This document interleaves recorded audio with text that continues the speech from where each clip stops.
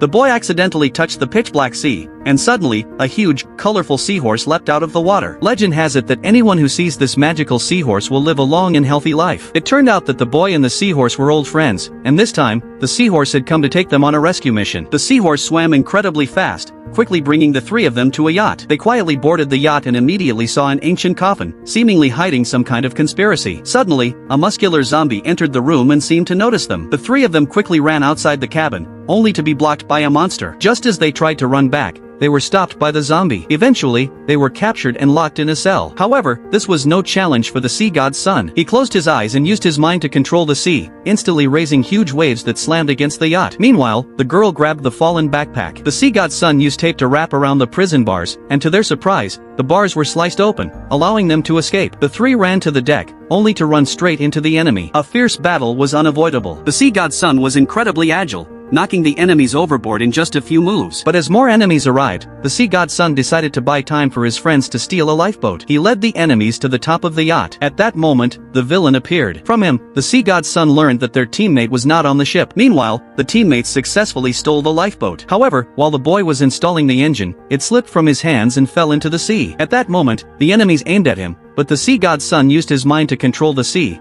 blocking the attack and protecting his friends. The girl remembered there was a can of nitrogen in the backpack. Using it to boost the lifeboat's speed, they quickly sped away. The sea god's son also jumped off the yacht, sliding across the water on his waterboard, ready to escape. But unexpectedly, the villain followed them, revealing that he also had the same powers as the sea god's son. Just as the villain was about to catch up, the sea god's son waved his hand and blasted him away. The three of them successfully escaped on the nitrogen-powered lifeboat. However, soon after, the boy's potion wore off, and he turned back into a one-eyed giant. He awkwardly smiled, and as the others comforted him, the sky suddenly turned dark. To their shock, sharks appeared in the water, and more gathered around them. As they frantically paddled, the sharks kept multiplying. Upon closer inspection, they realized it wasn't just sharks, it was a massive whirlpool, with sharp, serrated edges at the center.